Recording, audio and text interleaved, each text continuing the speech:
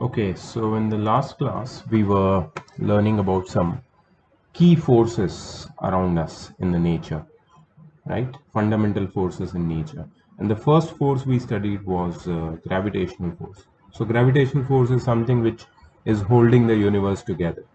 But still, we understood that gravitational force is not very strong. It is appreciable only when the size of the body is very massive. It is appreciable only for huge objects, for planet-like objects. For small objects, it is very, very weak. So gravitational force for us as a general perspective is a very, very weak force. Then there comes electromagnetic force. We have to study about this today. So every material around us is made up of atoms. We have several types of atoms in our nature and the same are listed in periodic table. And the atoms are made up of three types of tiny particles: electrons, protons and neutrons. And apart from these three fundamental particles of matter, new particles have also been discovered. That is, the internal structure of proton and neutron has also been discovered. But we can still treat the above selected three particles as the fundamental particles behind all the materials. Now, out of these three particles, electrons and protons have charges. Neutron doesn't have charge. So what is charge? It is an electrical property. Neutron is electrically neutral, but charge particles like electron and protons, they exhibit the force of attraction or repulsion on unlike and like charges respectively. You now, by now that you know that if any body has mass, it will definitely have gravitational force associated with it. You also must understand that if any body has charge, it will give rise to electromagnetic force. When the charges are at rest, they can apply only electric forces.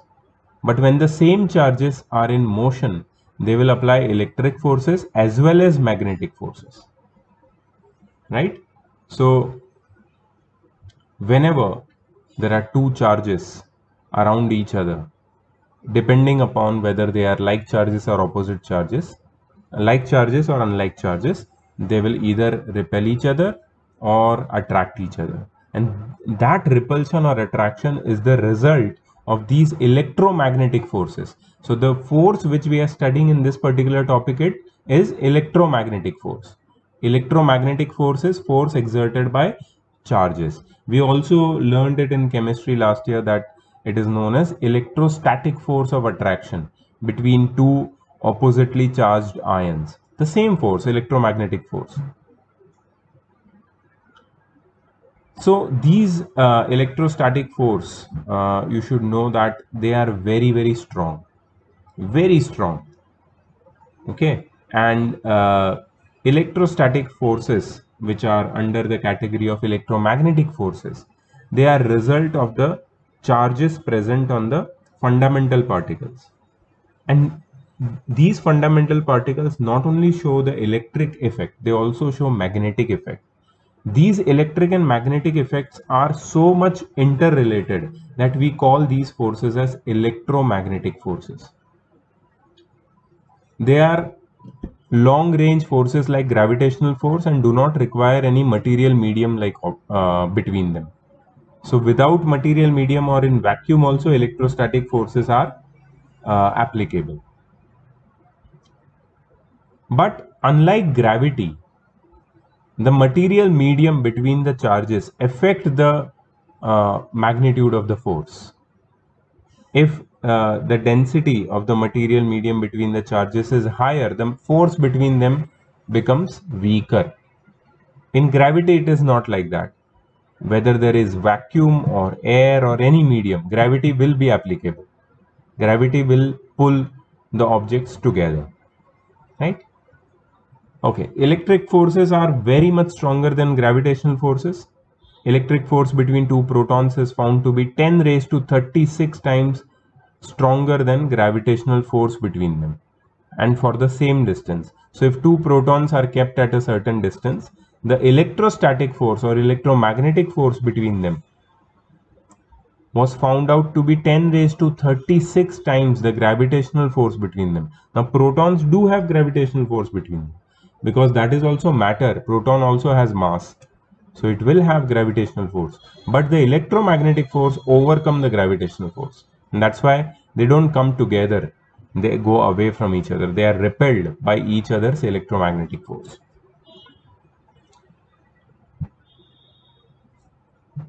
So there are some more informations given over here.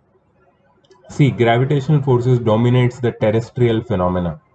Terrestrial phenomena means gravitational force is applicable on the objects which are life size. Life size means which we can see, hold, feel in our day-to-day life. But electromagnetic forces are not observed in your day-to-day life phenomena, but they are very much active on atomic or subatomic level. There are many, you can say, day-to-day experiences which we go through where electromagnetic forces are involved, but we never notice them because they are very, very small. For us, gravitational force is much more significant as compared to electromagnetic forces.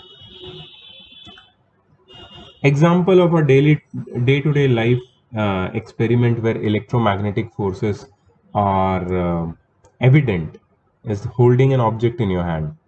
When you hold an object in your hand, what happens?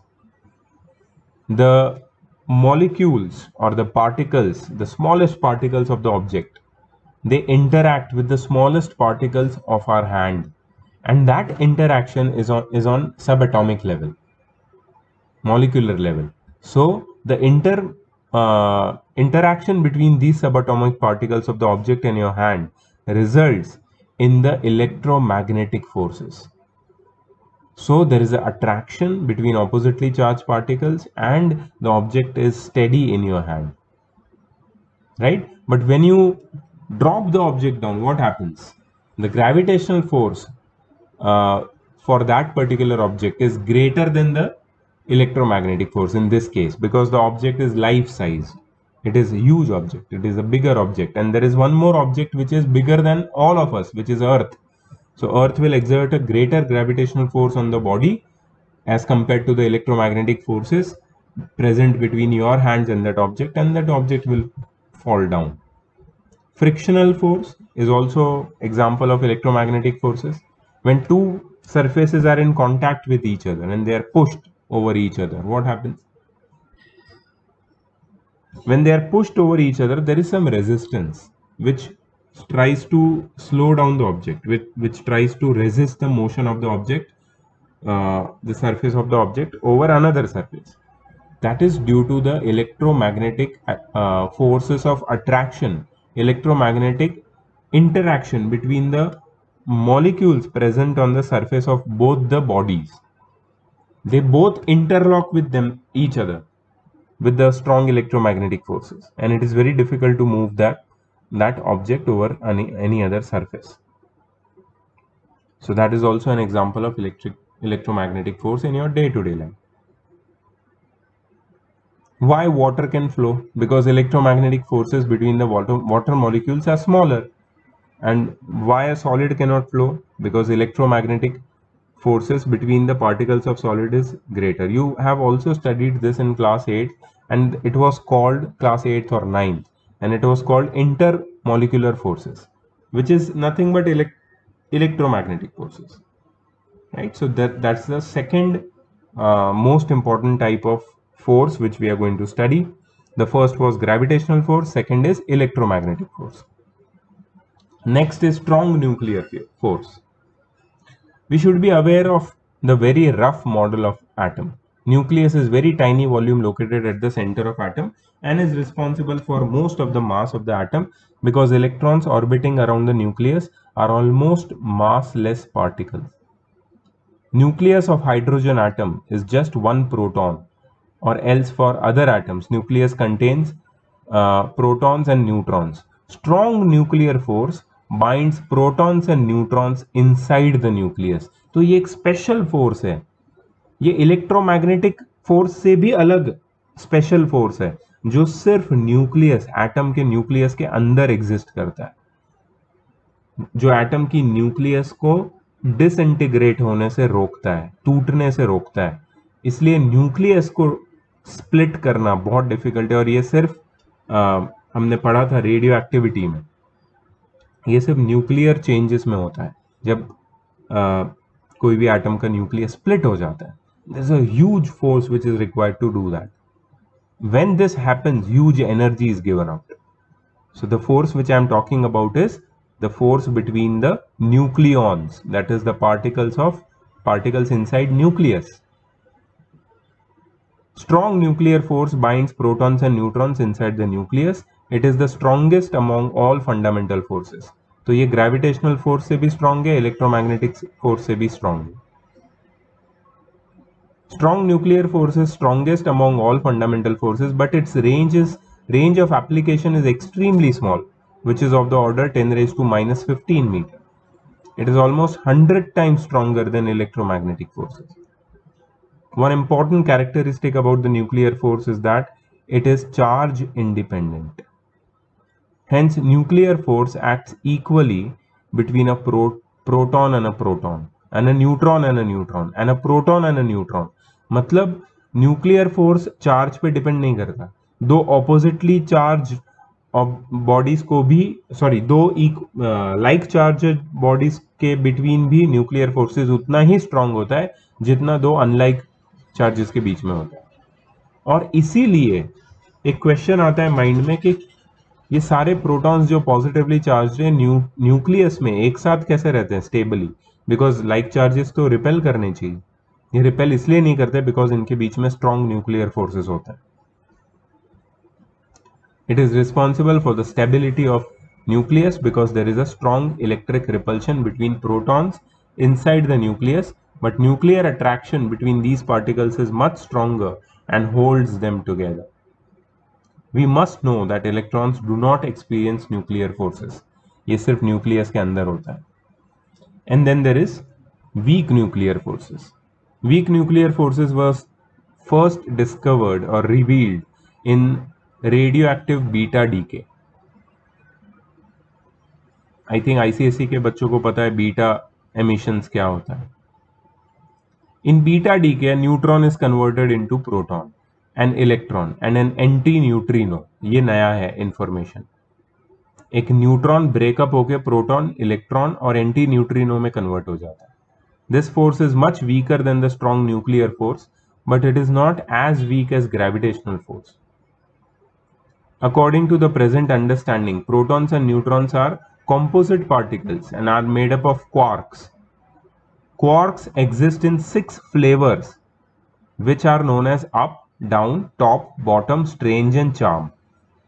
ये सब तुम्हें आगे जब I think 12th में भी नहीं है ये, जब तुम फिजिक्स में या फिर कोई स्पेशल साइंस के फील्ड में आगे पढ़ोगे तब तुम्हें ये सारी क्वांटम मैकेनिक्स के सब्जेक्ट्स है, ये तुम्हें पढ़ना पड़ेगा.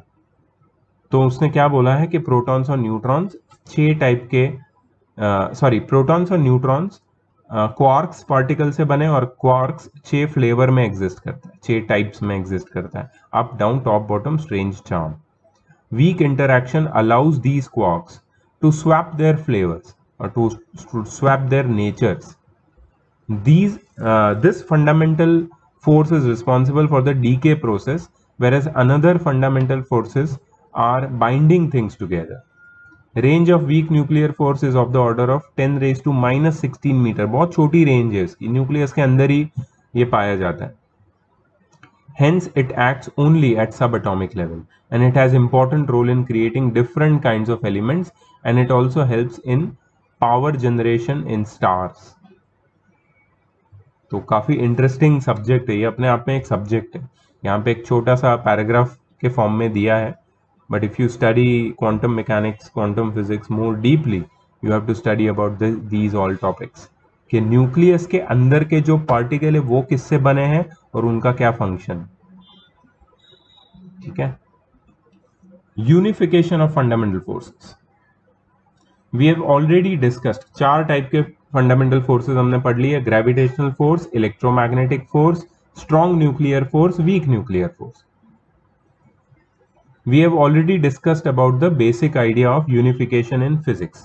We strongly believe that there are only some fundamental laws which run the complete show of this universe. We can see that there are only 3 basic particles known as electron, proton, neutron, which create all kinds of matter. In 1687, Isaac Newton described terrestrial and celestial mechanics in a unified manner. He explained that same laws of motion and law of gravitation are applicable in both the domains. However, the same laws were not sufficient to explain atomic, molecular, and subatomic phenomena. So, quantum mechanics is required for the same, which accounts for wave nature of particles. In terrestrial and celestial domains, wave nature of matter is not at all significant, and hence Newton's laws of motion and gravitation are enough to explain everything. तो दो physics के branches हो गए अभी clearly, एक तो हो गया तुम्हारा क्लासिकल फिजिक्स और एक तुम्हारा quantum physics. Classical physics talks about celestial objects, terrestrial objects, life size objects, and forces and motion and another quantities related to them, another phenomena related to them. But quantum mechanics talks about all these things related with subatomic particles. So classical physics laws are not applicable on quantum physics laws. Very clear. Many times new discoveries in physics have helped unifying existing theories in several domains. In 1820, Oersted demonstrated that there is magnetic field around current carrying wire. In 1830, Faraday demonstrated that electric field can be created from magnetic field. Soon it was realized that Oersted and Faraday both gave two different aspects of the same entity. We got to know that electric field and magnetic field are two inseparable entities, and this way we achieved unification of electricity and magnetism, and now we call it electromagnetism, right? So Oersted, Faraday और Maxwell, और ये Orsted और Faraday's की जो discoveries थी उसको Maxwell ने unify किया और उसको इलेक्ट्रोमैग्नेटिज्म नाम दिया. वैसे ही और एक एग्जांपल दिया है. इन 1873 James clerk Maxwell proved that light is an electromagnetic wave and all kinds of electromagnetic waves move with same speed as that of light. Hence we can say that work of Maxwell unified the field of electromagnetism and optics. Optics एक अलग entity है, but क्योंकि optics is the study of light which is made up of wave, then electromagnetic waves were discovered and electromagnetisms and optics were connected, unified. Einstein tried to unify gravity and electromagnetic force, but somehow could not succeed. But there are some recent developments towards unification of forces that we must be aware of. In 1979, Sheldon Glashow, Steven Weinberg, and Abdus Salam showed that weak nuclear force and electromagnetic force are basically two different aspects of same force, and they called it with a common name electroweak force.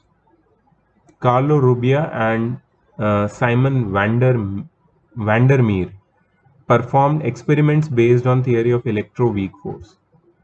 The theory was experimentally verified in 1984. People are still speculating about unification of electroweak force and strong nuclear force. People are also speculating about unifying force of gravitation with the rest of the fundamental forces. Maybe one day we shall be able to say that there is only one fundamental force which appears in different forms in different contexts. So very interesting this is, right? Nature of physical laws. There are many physical laws which can be expressed mathematically to understand and predict the phenomena happening around us. But if we think carefully, then we can understand that not everything can be proved with physics and mathematics. Because at the most basic stage, everything starts from certain hypotheses or assumptions which are strongly supported by range of observations, experiments and data available. मतलब physics के laws हमेशा experiments से नहीं आते हैं, hypothesis से भी आते हैं. हाइपोथेसिस मतलब अजम्पशन से भी आते हैं. अजम्पशन से अगर फिजिक्स का कोई लॉ बना है, उसको एक्सपेरिमेंट्स और ऑब्जर्वेशन से हम प्रूव कर सकते हैं, और वो प्रूव करने की कोशिश कंटिन्यूसली हो रही है साइंस में. बहुत सारे अजम्पशंस पे और हाइपोथेसिस पे लॉ बन चुके हैं. जैसे कि सबसे रीसेंट मैं तुम्हें एग्जांपल देता हूं कि ब्लैक होल का स्ट्रक्चर. ब्लैक होल के स्ट्रक्चर पे बहुत सारी हाइपोथेसिस बन चुकी थी. इंटरस्टेलर मूवी में ब्लैक होल को दिखाया भी गया था, बट ब्लैक होल किसी ने देखा नहीं है, किसी ने देखा नहीं था तब तक, किसी ने उसका पिक्चर नहीं लिया था. लेकिन रिसेंटली जब ब्लैक होल का पिक्चर ढूंढा गया और उसको जब एग्जामिन किया, तो वो इतना सिमिलर था हाइपोथेसिस के कि जितनी भी अजम्पशंस लगाए गए थे कि ब्लैक होल्स का स्ट्रक्चर कैसा होगा, इसके कैसा दिखता होगा इसके मामले में, वो सारे अजम्पशंस करेक्ट थे. Right, so hypotheses and assumptions which are later based, later you can say supported by the range of observation, experiments and data are very important for making the laws of physics. So laws of physics can be experiment oriented or hypothesis oriented. इसको और समझने के लिए gravitation के law की बात करते हैं. अब न्यूटन ने दिया था ग्रेविटेशन का लॉ. तो ये हाइपोथेसिस है, अजम्पशन है या एक्सपेरिमेंट बेस्ड है? ये हाइपोथेसिस बेस्ड है, क्योंकि उसने टेरेस्ट्रियल और सेलेस्टियल ऑब्जेक्ट्स को, फिनोमेना को बहुत ऑब्जर्व किया था और फिर उसने लॉ ऑफ ग्रेविटेशन दिया. उसने कोई एक्सपेरिमेंट नहीं किया था लॉ ऑफ ग्रेविटेशन बनाने के लिए. फिर उसके बाद एक्सपेरिमेंट्स हुए दो गोल्ड बॉल्स के बीच में, और फिर उनके बीच का फोर्स मेजर किया गया, और जब पता चला कि वो उनके बीच का force Newton's law of gravitation से मैच करता है, then Newton's law of gravitation was actually considered to be established. तो ये एक एग्जाम्पल था. अब there are many other physical laws which are based on assumptions or certain assumed postulates. एक तो Bohr's model of hydrogen atom, ये certain rules और postulates पे बेस्ड है. इसको तुम पढ़ने वाले हो क्लास 12th में. These postulates were visualized after analysis of large amount of spectroscopic data. तो स्पेक्ट्रोस्कोपिक डिजाइंस को, जो एटम्स में एक सर्टन रेडियो एक्टिव रेज को एमिट करने से मिलता है, वो स्पेक्ट्रोस्कोपिक डिजाइंस को ऑब्जर्व करके बोर ने हाइड्रोजन एटम के मॉडल को डिस्क्राइब किया. सिमिलरली आइंस्टाइन का जो स्पेशल थियरी ऑफ रिलेटिविटी था, वो भी एजम्पशंस पे बेस्ड था. फर्स्ट एजम्पशन था कि light, speed of light vacuum में सेम रहता है, कांस्टेंट रहता है, और वो सोर्स और ऑब्जर्वर से इंडिपेंडेंट होता है. सेकेंड एजम्पशन था कि physical laws are valid in all inertial frame of reference. So hypothesis are not only required in physics but also are applicable in mathematics. जैसे दो पैरेलल लाइन कभी intersect नहीं होते, ये एक हाइपोथेसिस है, क्योंकि किसी ने पैरेलल लाइंस को इंफिनिटी तक लेके जाके चेक नहीं किया है कि वो इंटरसेक्ट होते कि नहीं होते. तो ये हाइपोथेसिस है. ज्योमेट्री में भी यूज करते हैं हम हाइपोथेसिस. सो फिजिक्स के जो लॉज है वो हाइपोथेसिस से भी काफी रिलेटेड है, असम्पशन से भी रिलेटेड है. When we observe certain phenomena that we associate several physical entities to, analyze them. In general, most of these associated physical entities may change with time, but some physical entities remain constant with time and those entities are said to be conserved. तो conservation एक physics का बहुत बड़ा principal. Conservation of energy मतलब क्या? Energy can neither be created nor be destroyed. हमारे around इतनी सारे टाइप्स फॉर्म्स ऑफ एनर्जी है. Heat energy, mechanical energy, electromagnetic energy. ये सारी एनर्जीज के ऊपर जब हम एक्सपेरिमेंट करते हैं तो लॉ ऑफ कंजर्वेशन प्रूव होता है. क्योंकि एनर्जी एक फॉर्म से दूसरे फॉर्म में कन्वर्ट हो सकती है बट कभी डिस्ट्रॉय या क्रिएट नहीं हो सकती। जितनी एनर्जी यूनिवर्स में प्रेजेंट है, total amount of energy always remains the same. तो यहाँ पे इस पैराग्राफ में उसको डिटेल में काइनेटिक और पोटेंशियल एनर्जी के एग्जांपल के साथ एक्सप्लेन किया।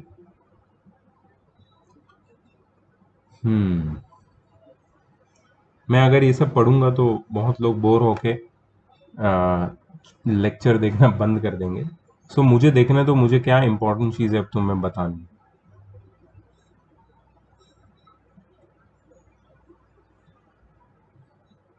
11th में हम लोग पढ़ने वाले हैं conservation of total linear momentum या फिर एंगुलर मोमेंटम।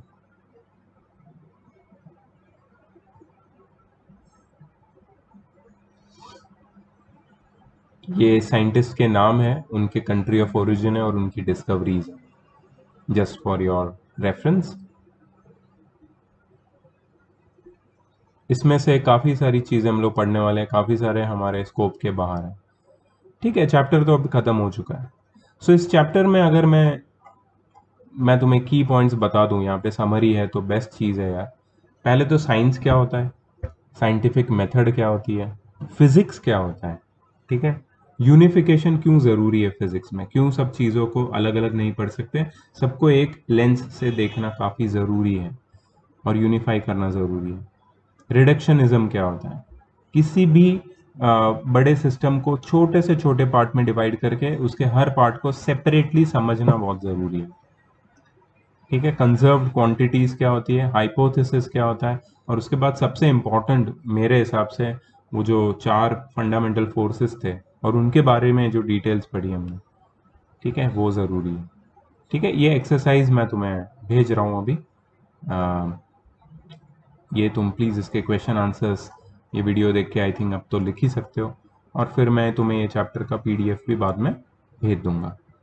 सो पहले ट्राई करो कि ये क्वेश्चन आंसर्स आप लिख लो। ठीक है, so this chapter is over finally.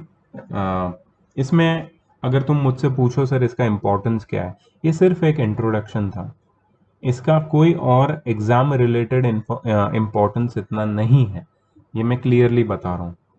ठीक है, to know what is physics तुम्हें ये चैप्टर के थ्रू गुजरना ही पड़ेगा। कुछ लोग बिना इसको पढ़े भी फिजिक्स पढ़ते हैं, ऐसी कोई बात नहीं है, बहुत लोग इसको स्किप मारते हैं, लेकिन अभी अपने पास टाइम है, we can definitely go through it. और पेशेंस भी चेक होगा बच्चों का, किसमें पेशेंस है, किसको इंटरेस्ट है रियली फिजिक्स पढ़ने का, राइट।